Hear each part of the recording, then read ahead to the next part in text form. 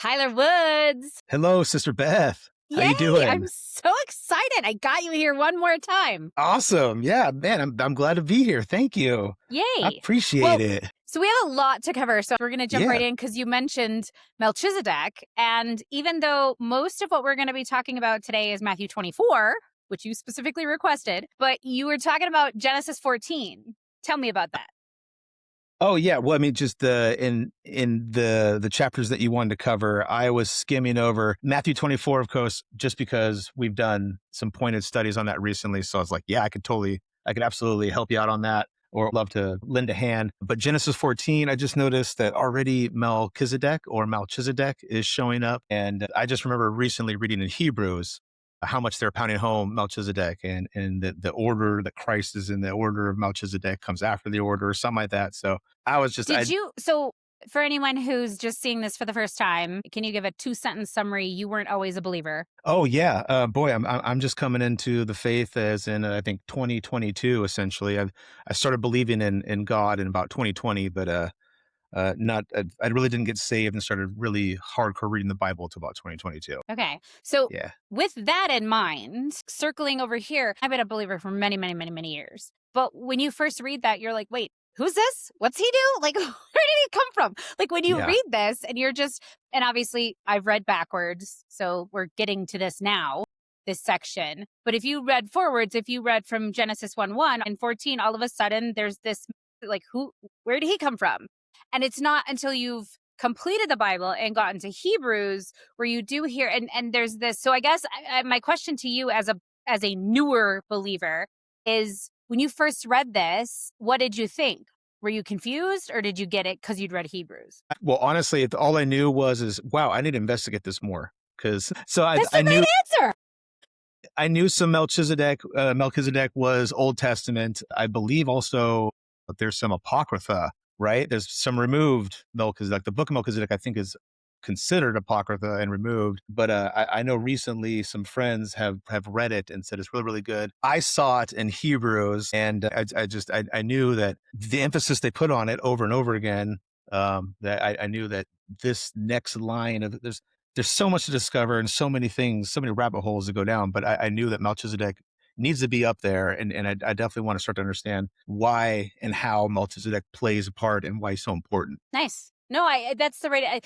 I mean, I'm joking because Yeah. I mean, God's the right answer. Jesus is the right answer. The Holy Spirit's the right answer. There is no, and this is the whole point of those of us who don't have letters behind our name. We're just believers, right? We've got a Amen. faith in God, and even anybody who's listening that doesn't, and you're interested or in the topic of the Bible, you don't need a priest, a scholar, a pastor. You don't need intervention. And I'm not saying that priests, pastors, scholars, any of those people are bad.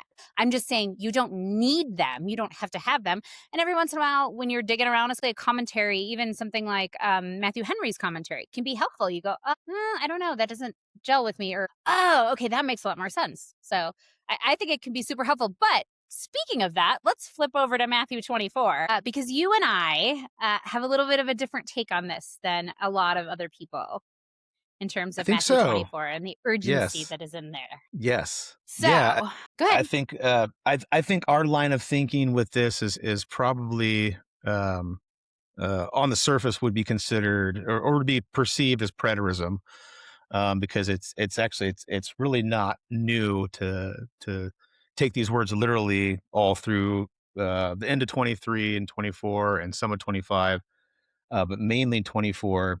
I guess our added twist, though, is the possibility, and I strongly believe that we are living in the little season, so that not quite everything is totally fulfilled the way preterists view it, but we will probably shake hands. Don't preterists, yeah, definitely in the shake hands part, but don't preterists say that it was all spiritual? Don't they actually not believe in a physical kingdom? Whereas you and I would say, look at the old world buildings, and that's just evidence right there of actually Believe a so. millennial reign. Yeah, I'm not an expert on preterism, and I really haven't rabbit holed preterism. I know our buddy Miles has a few times, so just listening to him talk about it and stuff. Yeah, apparently they do spiritualize quite a few things. Now, I don't know if this speaks for preterism as a whole, but on my Telegram channel, there is a gentleman who is a preterist, who pushes hard that Satan's little season only lasted like 40 days. For some reason, he has a number on it, and it was quick, and Okay. it was long ago, back in 70 AD, and it's Interesting. just, hey, right, another interesting take. So Yeah. he considers himself a preterist, and Okay. that's where how he considers it lines up. But yeah, to Well, me, and I don't ever wanna break faith. As you know, on my channel, we have lots of people that don't believe in the little season, and it's totally cool because it's just an eschatology. The main point is that we are brothers and sisters because we have faith in Christ. And yet, for me, it has super revolutionized a lot of my viewpoints, and it just read the Bible now and go, "That makes sense." Where and specifically like Matthew 24, right? Like there is such imminent language here. And I don't know if you've gotten into Greek or not with this, but yeah, it's awesome. a little bit, yeah. Greek actually was one of the things that helped me solidify it, especially with, and also laid out in front of me too. I have a Peshitta right here. So, Ooh, so love it. Greek, Aramaic, they all do word things a little differently, but essentially they get to the same point. At least on this topic, Yeah. they all Actually, find this. explain to everybody what a Peshitta is because I'm not sure everybody knows. Yeah, Peshitta is the Aramaic. So you have you have Hebrew, you have Greek, you've Ooh. got an Aramaic.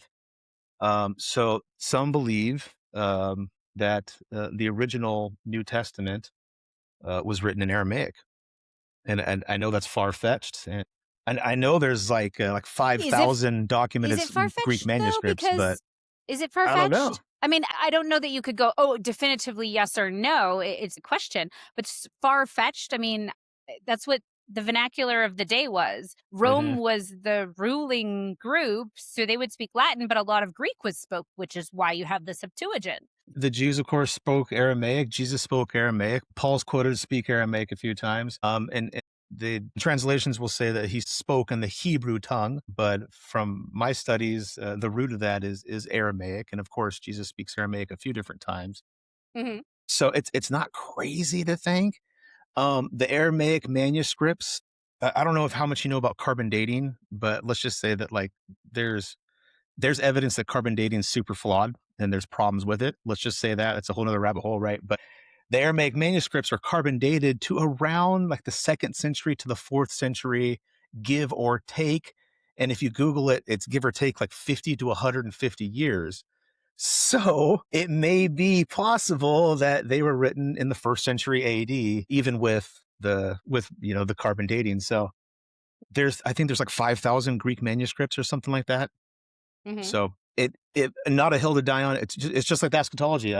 I love looking into it, and I know people want to argue about it, and I know there's King James only and stuff. I appreciate that side of things, but I enjoy looking at it all. Right? Yeah. Alright, so let's dive into this. Okay. When we come to Matthew 24, I want to point this out. I think I might have said this before, but these first two verses, and this is doing a very, very modern take, a normal take, normal in quotation marks. The Wailing Wall is not the second temple, full stop, regardless of whether you believe in us little season eschatology or not. Because right here, as Jesus came out of the temple and was going away, his disciples came to point out to him the buildings the buildings of the temple. Then he asked, "You see all these things, do you not? Truly, I tell you, not stone will be left, one stone will be left here upon another, all be thrown down." So if you say that the Wailing Wall is the temple, you're making God out to be a liar, straight up. The modern view is that that wall is a retaining wall to the fortress of Antonia, that a Roman legion would have been able to be on the top of Temple Mount, right? So again, here we are. We're already getting confused as to what we're told, etc. I just want to point that out because people kind of go, "What? Huh?" I remember once pointing out to my aunt, I said, "Well, Jesus wasn't white." And she sort of looked at me. She just did this like double take, and I was like, "Yeah, he's not white." You could tell, like, her brain, but I feel that, and I'm kind of in a little way making fun of my aunt, but you see this stuff, you look at an old world building and you go, "Yeah, a horse didn't do that. A horse didn't carry the marble to," like, what? No, this doesn't make any sense. You brought up a great point, and then you rounded off. As soon as you brought that up, I was like, oh yeah, I saw a documentary. It's a Roman fortress. It starts with an A, and then you nailed it. Yeah, so I was like, yep, you're exactly right. And then we see in the accounts of, I believe it's Josephus. It's one of the historians that talks about how they melted the what was left down to get all the gold out of like the stone and they what they could out of the. So that was like fulfilling the prophecy that not one stone would be left. So what they do? Did they rebuild it? No, you're right. I think it's the Roman fortress, the Anta, whatever you Antonia. said. Yeah, Antonia, yeah. yeah, and Well, and I would tell you great that, point. like, there are a lot of prayers that have been said in that specific space. I've been there twice. You feel something when you're there, definitely. Mm, And mhm. I mean, prayers uttered in a specific place, just like if we're going to hearken back for a few seconds, we're not there in Genesis yet, but we're very close. It'll be next week. But the blood cries out to God. Abel's blood cries out from the ground. So I do think that there is something to be said for a physical prayer being said in that place, but Yeah. it's just not the wall of the temple. And But anyway, it's freaky. I mean, you know about like the Shekinah, like the female entity that they go and they pray there, and that's what they're doing. They're making like a sexual connection with the Shekinah at that wall, and yeah, that's why they pray and they the do move. that. They do that thrusting, And it's but so muddled, yeah, and this is exactly it. The confusion that we have of what we're told versus what the Bible says. And for us, that's why this is so poignant, is mhm. the language in here. Good point. Boy, you awesome, Beth. I didn't even think about tying that to the Roman temple. Great point right off the bat. Anyway, go ahead. Tell me to take where do you want me to take me first in Matthew 24? Yeah, man, just the connection that just blew me away. I mean, it's all through, but of course, we'll just go right to the next one, and it's 24:3 when he says, or excuse me, when the disciples ask him as he sent them out, so tell us when these things will be, what will be the sign of your coming and the end of the age. And to me, it's such like plain language, and coming into this before like little season, like when I read that, I was just like, whoa, the pressure's rising. Like, how do you explain that? I mean, or I mean, what he's about to say next is laid out, right? So I'm like, this is intense. Like 24 should be like talked about very intensely, right? And then you see in 24:34, and he comes through and says, this generation shall not pass until all these things come. And what is all these things? We'll go through it, but it starts with the end of the age, your coming. So detrimental, right? And coming into it as a fresh Christian, you're under like the most like the majority of the world understand that Christ hasn't returned yet. And you're reading 24. So I read 24, I think back then I was KJV. So I was even confused by the languaging, but read it a dozen times going, how does this make sense? And he still hasn't came back. Yeah, How does why have there been 2000 years? yeah, how does this Yeah. chapter at all make sense? And it was just like, wow. And then there's two answers, there's preterism, and then there's now little season eschatology. And it just to us it makes the most sense that it's the little It season. does. It does. Well, and so our friend Miles said that he wants to discuss this from the biblical perspective. But the minute that you get here, what you just read is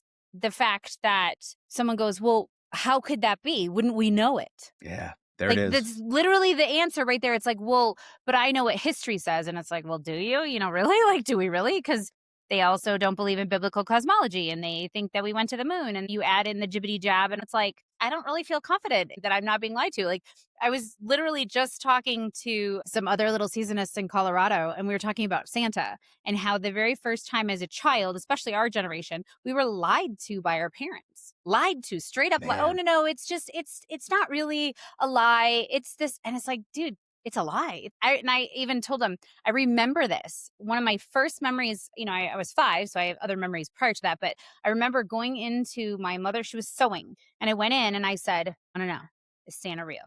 And she looked at me and she said, "Do you want to know?" And I said, "Yes." And then she said, "No, he's not." And I stomped my foot. I'm like, "You're not supposed to tell me that." And I ran off. But it has been a theme throughout my life of, do you really want to know? Because if you're going to ask this question, you better be ready for the answer. Good point. Oh man. Yeah, and boy, same thing as an adult. Is God real? Do you really want to know? Because you better be ready. You better be ready for the gauntlet that's going to come next. If you're truly searching, gauntlet's going to happen. Yep. I Yep. think. Agree with you. I totally agree Yeah, with you. man, Yeah. that's such a good point. It does But it does yeah, beg the question. And then you have these people that say that John's alive. I'm like, what? yes, Like, dude, that's weird. so interesting. I have heard that before. Yeah, I've heard that he was one of the two witnesses. A very interesting take. I've heard that he's still alive and that he'll return. Boy, I yeah. do think that there's something, and this was brought up quite recently, and I'm unfortunately bunny trailing, and I'll circle back. But there are two instances in the Bible where you get this little window into heaven, and one of them is Job, or the courts of heavens. So when God is talking to the court of heaven, and admitted at that time, now whether that's present, past, future, who knows, whatever time, kind of a radical concept outside of that human views of it. And the other place is in front of King Ahab and King Jehoshaphat. And the prophet's name is Micaiah. And that's the other place where you get this, again, little window into heaven. And God's looking for somebody to deceive Ahab. And so obviously the demons are allowed, or fallen angels are allowed into that court. Again, what time is that? Who knows? And he says, okay, you're going to be successful. And Micaiah, the very first thing, I find this hilariously funny, because the prison guard goes to get him and says, look, everybody's saying it's cool. Just say that. And he's like, haven't I told you? I can just tell you what God says that I can say. And then I honestly believe that Micaiah is like super sarcastic, like, oh, yeah, go up, King Ahab. It's good. Do it. Do it. You're going to conquer everybody. Go for it. And then Ahab's immediate response to him is like, haven't I told you? Just tell me the truth. Because he knows. And it's so funny because this stuff is in print, so we don't hear tone and intonation. Yo, good point. So circling back to, and this isn't in this particular section, but circling back to this concept, when God is talking to Peter and John's following along, and Peter's like, well, what about him? And he's like, what's it to you if I leave him alive? But I don't Yeah, think he was saying like he's going to be alive. And I don't think he was straight up being sarcastic, but about like speaking in such a poignant manner that Christ did, of like, dude, stop looking at somebody else. Stop looking over there. Stop. Focus. Focus, Peter. You and exactly. me, dude. You and Yeah. me. Yep. So, Absolutely. I mean, Peter had to sense something was going on for him to even ask that, or for Jesus to even rebuke him in that way. I mean, something major had to have been sensed and felt, And then obviously part of it was the sense of urgency that this is all going to happen quickly, that he's going to get crucified, he's going to be ascend to heaven, and who knows when, but really quickly he's coming back. right. And we find out within a generation. Yeah. And lo and behold, he says, I'm coming back in a generation.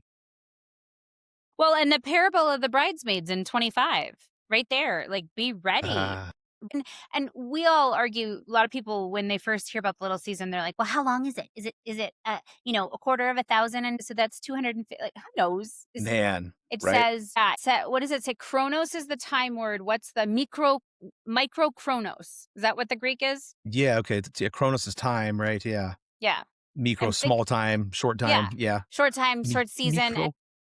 It's like, how do you translate that? What do you say that is? Like, no offense, but that ain't 2,000 years. It just Yeah. isn't. Like, it's just No, not. no. And who I knows also how don't, long it really is. Yeah.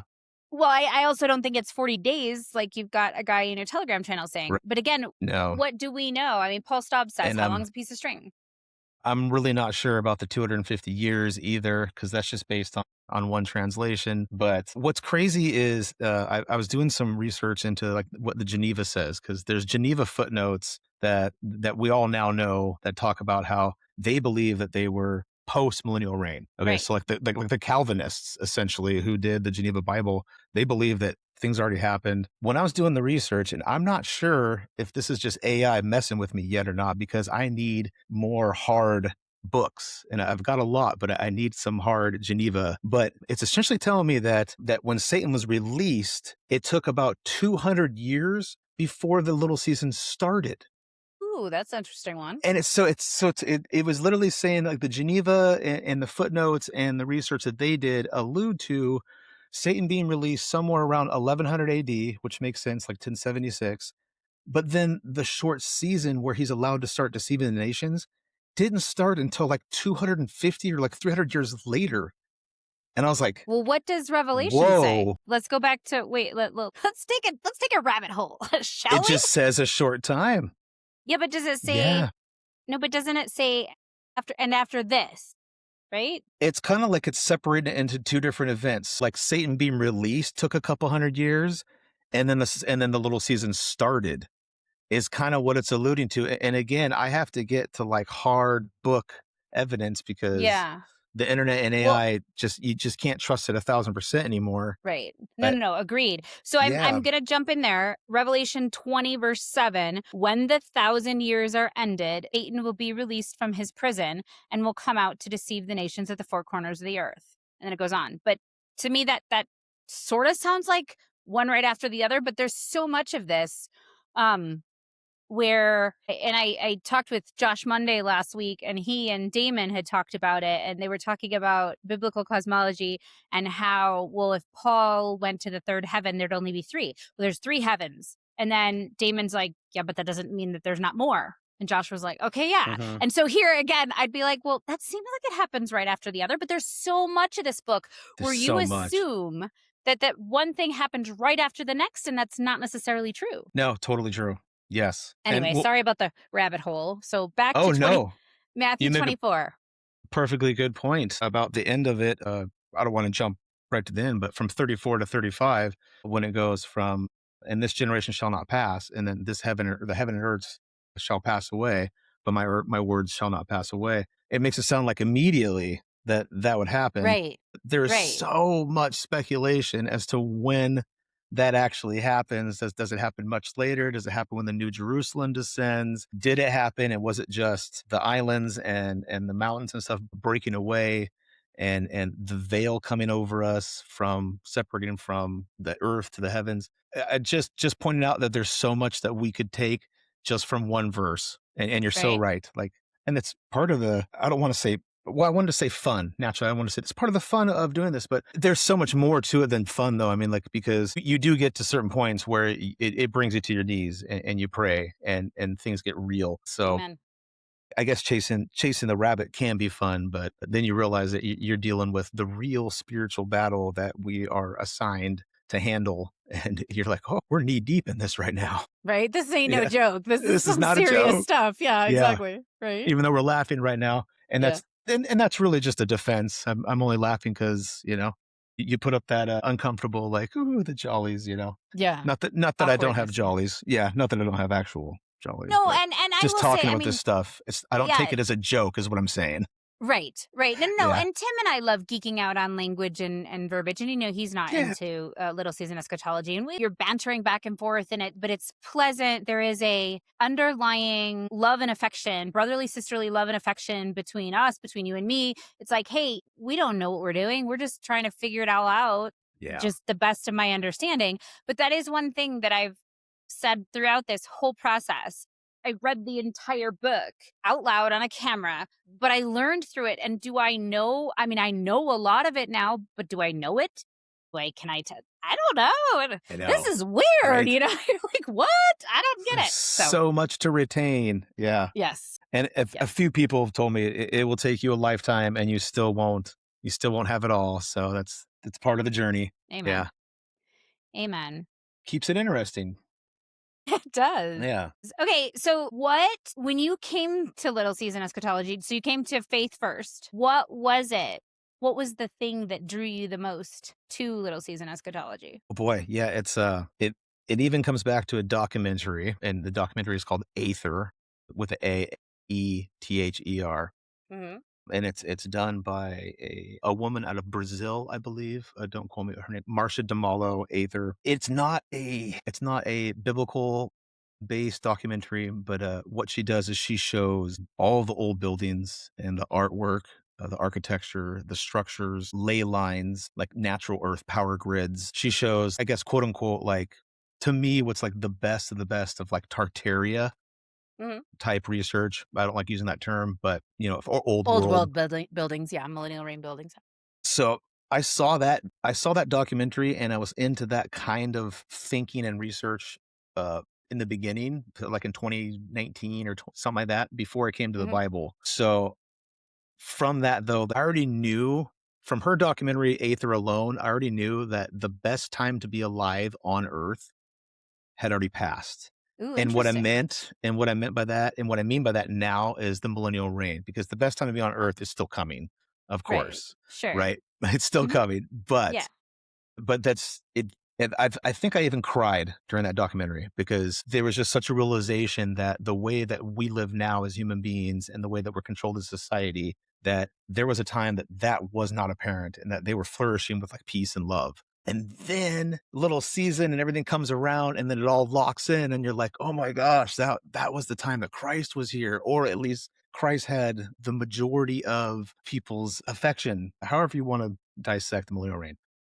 Mhm.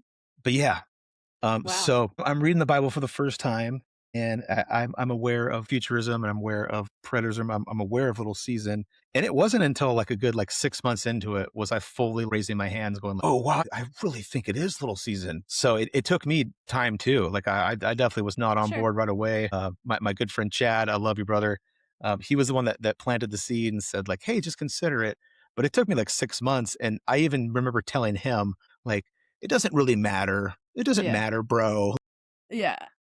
You know? I have And the he's like, same story "Sure, with sure it doesn't." Like, yeah. I have the exact same story with Audrey. Audrey was the one that told me. I was like, "No, you're full of it. Nah, nah, nah, nah, nah." And then I was like, "Okay, sorry about that." And she's like, "Yeah, you remember a year and a half ago when I told you this?" I was like, I'm on board now." Yeah, totally. What an experience. Well, So we'll start off at 24:5, and they'll just be the verse add-ons here. So, "For many shall come in my name, saying, I am Christ, and shall deceive many." I think we see that's already came to pass because it's referencing Antichrist that were already present in the first century. And I got here 1 John 2:18 and 2 John 1:7 talking about the Antichrist spirits that were already present. I guess it's just something you hear so much Antichrist talk all the time. And they're like, oh, Donald Trump's the Antichrist, or I feel like there's people who have to be sick of hearing like it was like George Bush is Antichrist and Saddam Hussein was the Antichrist. Who, yeah, anybody can be against Christ. It's well, and right, the focus being so much on, especially a futurist, if you have this conversation with a futurist, they're like, well, who's the Antichrist? And what's the mark? And what's this? And I honestly, the verse you just brought up, or sorry, you brought up 5, but in 6, and you will hear wars and rumors of wars, and you're bringing up the Jewish Roman war, but that could be now. So far, I'm still not. I mean, I am obviously I'm on board, but I read those and I'm like, yeah, that wouldn't convince anybody I know. But right. once you've come to the realization, you go backwards and look at the verses. And even just this last year of recording the Bible, I've been like, oh, that's a little season verse. Oh, that's a little season. Oh, I didn't realize this, right? Because you don't think about it in that light. Just like you look at the building and my having a horse, which now very excited. We own 2 horses. But anyway, my new horse's name is Shiloh. So, Nice. but The you new look at the horse. Nice. yeah, I know. I'm so excited. Anyway, I essentially knew that like the old world had existed and there was a time that was way better than what we're living in now. And so fast forward with all the biblical research and little season just lined up just perfectly. Just yeah, clicked like that. I truly believe that the remnants of how great some of that stuff was is because Jesus was reigning for 1,000 years.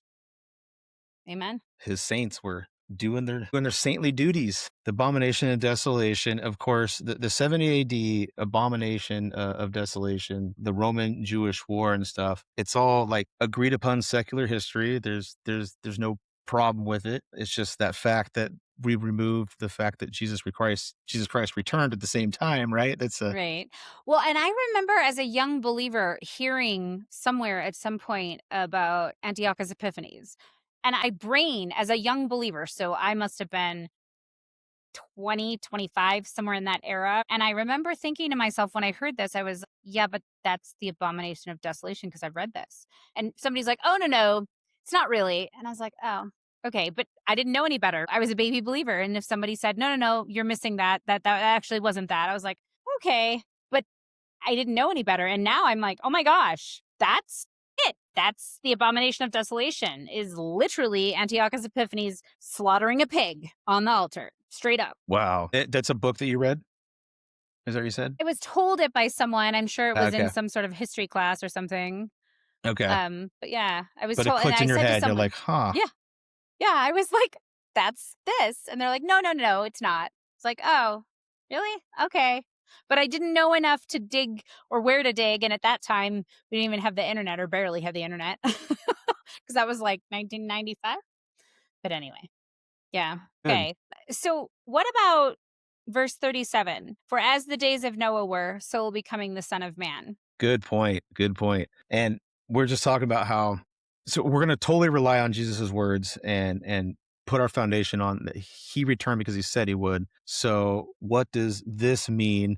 Well, it means that, yeah, that those times when he returned around 70 AD, they were so abominable. They were just absolutely horrible, like the days of Noah. And for whatever reason, just right away when I read this, it just made me think of this time. And I was like, are we ramping up to like a third session of that? Because Satan is gathering his armies, numerous enough, the sands of the sea, to make battle against the camp of the saints. However you want to take that, if that's a spiritual war where they're just corrupting literally everyone on earth spiritually and physically, mold that into 37. But just as the days of Noah, so will the coming of the Son of Man be. I believe it was then, of course, but I'm also wondering if it's kind of ramping up to you see what I'm Could saying? be. You know, And certain prophecies have echoes, not just one moment or one thing. right?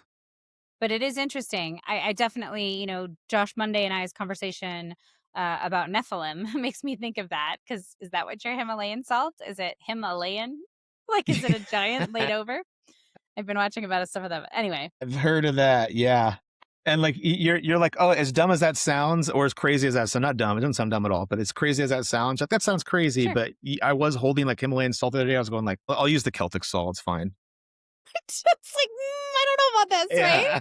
And it's so many rabbit holes. You try and eat non-GMOs. You try, you're being poisoned. And then My it's, God. well, yeah, but praying before my food, right? Like, Lord, nourish my body even in spite of it. So, Seriously, yeah, where do you go with all that? it is our It's a man. hard call. Prayer, Jesus Christ, the Holy Spirit is our only way out. Because yeah, like Amen. everywhere you turn, everything is poisoned. Yeah, like you go so hard. Like I'm doing no alcohol, no seed oils, no starches, no Right. refined Right. sugars. Then you're like, okay, I'm just doing fruits, and the fruits have pesticides on them. You got to wash them. Right. It Yeah. just don't drink Well, that and that's water out of the bottle. The right. The plastic, microplastics. the Right. microplastic. It's like. And then like Yeah. even if you fast for like 4 days, you're totally clean. No, you're not. The chemtrails are Right. you're still breathing it in. Yeah. Yeah. You just can't win. Well, Yeah. and I think that's by design. I mean, that's what the Yeah. enemy is trying to do, is to wear us down to the point of where you can't even function. Yeah. Dude. Yeah. Can only imagine what it would be like if we were like just like totally untethered and healthy as absolute possible. Like our Well, entire and society just you mentioned ether, right? And people, I've seen a couple maybe not, I haven't seen that one, and you'll have to send me the link to that so I can put it below. yeah. But I feel with that kind of stuff, you can't even fathom, we can't, not having, so free power, Mm. free like vehicles, like things that moved without needing to pay the man, if you will. And it's just so, it's almost to me like heaven won't have any sin in it, right? But yet, truly, when we mess up and our refocus on Christ, even if you're trying to follow him, you screw up. We're human. That's what we do. And yet, grace, yet God, right? But God. So, but even that, iron sharpens iron. You're being shaped and molded, and the circle of life and death. A tree falling over from, I don't know, beetles or some plague that it gets, right? And they consume the wood, and then you have a circle of life that brings forth other new branches. And I personally, hear me, I'm not saying that I want heaven to be bad, but it's sort of hard for my little human brain where I go, yeah, but what is that like with no bad stuff? My brain just kind of goes, what? I can't. And so ether, you don't have to put petrol in your car. You don't have, like, a car is like the weirdest, funniest thing. I'm sure God's like, that's bizarre. Yet Seriously. understanding, knowing what we did. Yeah. Oh yeah. No, I feel you. Yeah. It's just imagine not having to worry about having to earn a currency and spend a currency. Everything Yeah. is, yeah, everything's in abundance and ready to go. And all you need to do is just love and prosper. Man, Right. Well, work. God put Adam and Eve in a garden, and he gave them jobs. So to they still had build. a job to do. Yeah. But I don't think it was this 40 hours a week slate. Like, you might have, let's say you're I don't know, turning over a quarter acre or something because it's full of vines and stuff. You'd be sweating by the end of it. You'd really put your back into it. But I think it would be a portion of your day, and that there would still be rest at other points in your day that where you're enjoying a cool breeze and whatnot. And so yeah, Absolutely. it's such a weird concept for us humans, especially in Satan's little season, that it just is my brain kind of goes just kind of mushrooms and doesn't know what to do with itself. Yeah. Yeah. No, yeah, I agree. Like hard work is a lot of fun when it's worth it, when it's God breathed, you know, Amen. when it's something. Yeah. And I imagine like the building, the kingdom building, like the spiritual building, having families. But of course, you know, we see the remnants in the cathedrals and the buildings and stuff like that. But I think that's just like a physical representation of also the spiritual is going on, building the beautiful families and getting that foundation. Yeah. Can't Amen. imagine. Yeah. Okay, so before we go, any further, anything else that you want to point out here of verses that just struck you so much so that you kind of went, this is Little Season in the rawest form? No, I think we're okay. Okay. Nothing's sparking at the moment. Okay. Well, I do want to shout out to your, and I'll put it below. I've actually, Tyler, I've put it on a few others. I loved your silicone talk. The Yeah. which talks about the screens and the sands of the sea, and Yes. at first, when I first heard it, I was like, Tyler, but then I listened and I listened and I looked at verses, I was like, ooh, maybe you got something here, bro. Like, Yeah. really. So, Totally. I'll Yeah. make sure I put a link to That's that as well as your channel, obviously, but that's that thanks to particular Sister talk was good. Dana. That Oh, that wow, was okay. Sister Dana. She just hit me Yeah. up one day and was like, "Hey, you know, I just kind of had a flash in my head, like sands of the sea, like all this technology, like the Silicon Valley and the screens, like sands of the sea," and it just and because also the number of the sands of the sea, you know, like it's innumerable, like that's like countless. How is he going to gather that many people? What would marching across the breadth of the earth look like so that they could surround the camp of the saints? Honestly, I struggle if that's like a physical, Mm. you know what I mean? Trying to visualize Yeah, that, trying to visualize, okay, we're talking about billions of people. I mean, sands of the sea is like trillions, but let's just say billions of people physically marching across the earth to surround a camp. I'm like, sure, that could absolutely happen, of course, but I'm wondering if there's a deeper meaning to that, and that's kind of more the ooh, sands of the sea was in line of thinking with demons, because demons are innumerable, like the angels, and there's a lot of grimoire that talks about that. That's pretty well backed up with history and stuff. So, but like demons, the technology, sands of the sea, something innumerable. Like you count all those together, people, technology, the demons and stuff. yeah, That it's pretty innumerable. Yeah, yeah. So it's just a yeah, line of thinking that just kind of got crazy. But what was cool about that one is not only people who were into Little Season, I got a lot of people who just enjoyed that just in general. Because they're sure. just like, man, I'm so sick of social media. I'm tired of being addicted to my screen. I even have a gentleman who called me recently who talks about his elderly father, who's like in his 80s, who's totally addicted to just scrolling. And Ooh, he says he's trying to pray for him, but he says it's just hours and hours on. And I asked, "What is it about?" He said, "Anything and everything." He's just addicted to that very next 30 seconds of entertainment. And it's such a very, very real addiction. And so yeah, we well, gotta we've pray all for doom these. scrolled. We've all done it. Like, Oh my we've all been goodness. like, well, and do you know, actually, before you go, we should probably tell, I'm going to tell this story and you can add the two tidbits. But it was Debsy that found a Telegram video of yours where you were talking about Naomi and I think Dana and a couple other people. And you're like, and there's this lady, Beth, who reads the Bible. And Debsy sends it to me. She's like, I think he's talking about you. I was like, what? And I get on there. And I was like, oh, I really wanted to reach out to you and I didn't know how. And then there was a Discord channel, it's the Revs, and I'm randomly one night doom scrolling and I go in there and I click the button where I'm in a live talk, like a live call. It's not a call, but it's a you can go in there Yeah. and Live Sebastian, chat. the Rev are there. Right, live chat. Yeah. And they're like, hi, Beth. And then of course you feel stupid because you've just clicked this and you don't want to be like, hi, bye, and exit. And, oh, hi guys.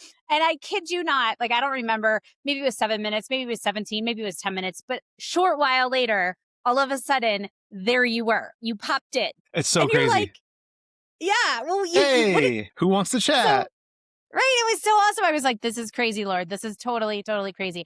And it was Wendy that had hooked me up with Miles. So I already knew Miles, but you were the one that introduced me to Grady. And so Yep. I just And then Grady You came know, along. Yep. Yep. right? Well, Yeah. and truly, I'm very thankful for you sort of the connection to the Little Season in a greater sense. Like, obviously, I was a Little Seasonist at that point, but just meeting more people and stuff was all because of my baby bro, Tyler Woods. Man, amen. Well, thank you. All glory to him, of course. But man, Amen. yeah, it has been absolutely wild. Yeah, I, I mean, I've never been really part of a church per se, but I've been part of like online communities, kind of. I've been part of like little like bug out communities. I was even a part of like a little what's it called, like Go Shelter. What do you call it? Prepper. I was part of the prepper community for a little while, even.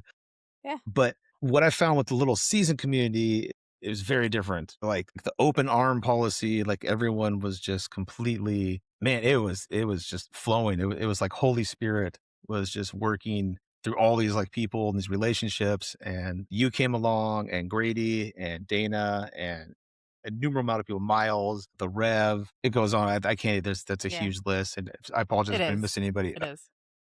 But man, it has been, that alone's been a blessing. So like, even if everything aside, just the community alone has Yeah. a blessing on it, I We swear. all we all always say we Yeah, could be wrong. I don't think I am, but I could be wrong. We're always open to that, but it has created absolutely. a lot of wonderful relationships. And so, anyway, Absolutely. thank you, Tyler. Thank you. I appreciate it. God bless. Take care. Take care.